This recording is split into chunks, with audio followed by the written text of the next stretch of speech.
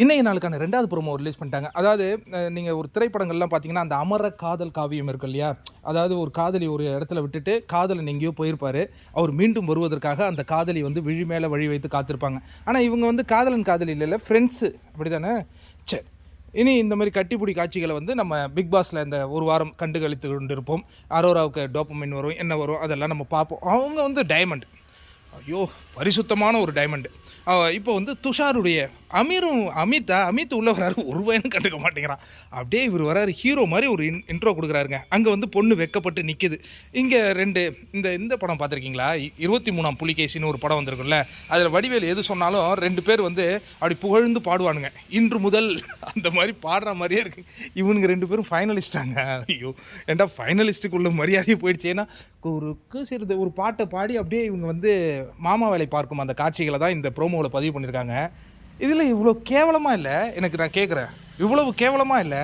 உண்மையாலே 2 பேர் லவ் பண்ணாங்க, அது உங்களுக்கு டிஸ்கஸ்டிங்காக இருந்தது. இந்த பலூன் வந்து இவன் பேரை வச்சு வாழ்ந்துக்கிட்டு இருந்தது. இது வந்து உங்களுக்கு அமர காதலாக இருக்கா? இதுக்கான கதை, திரைக்கதை இது வந்து ரொம்ப நாள் யோசிச்சிருக்காரு யார்? விக்ரம். இந்த வீட்டை விட்டு நான் போயிடவே கூடாது, ஏன்னா இங்கே ஒரு அமர காதல் காவியம் நடக்கும், அந்த காட்சியை நான் திரைக்கதை எழுதி அப்படி பல விஷயங்கள் பண்ணி கற்பனை பண்ணி வச்சுருந்தார். இப்போ 2 பாட்டு பண்ணார்ல, இதுதான். ஐயோ கேவலமாக இருக்குது, படுகேவலமாக இருக்குது பார்க்குறதுக்கு. அதற்கு அடுத்தது துஷார் வந்து சொல்கிறார், நான் வெளியேறியதற்கு காரணம் நீ இல்லைடா செல்லம். என்னடா சொல்கிற? நான் வெளியேறியதுக்கு? ஆமாம், நீயும் 5 வாரம் தூங்கிட்டு இருந்த, நான் 5 வாரம் உன் மடியில் படுத்து தூங்கிட்டு இருந்தேன், அவ்வளோதான். ஒரு கட்டத்தில் மக்களுக்கு கடுப்பாகி தூக்கிட்டாங்க. நான் வெளியேறியதற்கு காரணம் ஆக்சுவலாக நான் வெளியேறிய அதே வாரத்தில் நீயும் வெளியேறியிருக்கலாம். நீ நாமினேஷனில் இல்லாததை தப்பிச்சிட்ட. அதுக்கப்புறம் நீ ஏதோ ஒன்று சந்து புந்தில் புந்து உன்னுடைய திறமை, உன்னுடைய அர்ப்பணிப்பு, உன்னுடைய அற்புதமான விஷயங்கள் மூலமாக நீ இங்கே வந்து நிற்கிறடா செல்லம். அதனால் நீ அந்த மாதிரி இல்லை துஷாரு, என்னை அழ வைக்கணும்னா யாராக இருந்தாலும் உன் பேர் எடுத்துருவாங்க தெரியுமா? இதெல்லாம் நீ கவலைப்படாத, நான் இனி உனக்கு கட்டிப்பிடி வைத்தியம் தரேன், நீ சந்தோஷமாக இருக்கணும். இந்த மொமெண்ட் 18 லட்சம் எடுத்திருந்தா எனக்கு கிடச்சிருக்குமா? ரொம்ப சந்தோஷம்டா.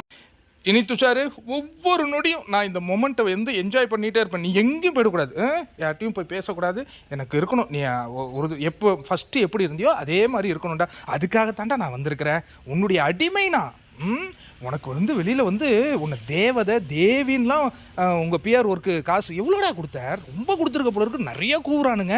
சரி, இருந்தாலும் நான் வந்து உனக்கு உறுதுணையாக இருப்பேன், சரியா? ஆனால் நம்ம ஃப்ரெண்ட்ஸ், நம்ம கட்டி பிடிச்சிப்போம், சந்தோஷமாக இருப்போம், ஆனால் ஃப்ரெண்ட்ஸாக இருக்கணும். அதில் மட்டும் நீ ஆமாண்டா, நீ சொன்னாலும் சொல்லனாலும் ஃப்ரெண்ட்ஸு தான். காதல் கேதல்னா ரியாலாக வந்து கேட்டா அதெல்லாம் இல்லைன்னு நான் சொல்லிட்டேனே.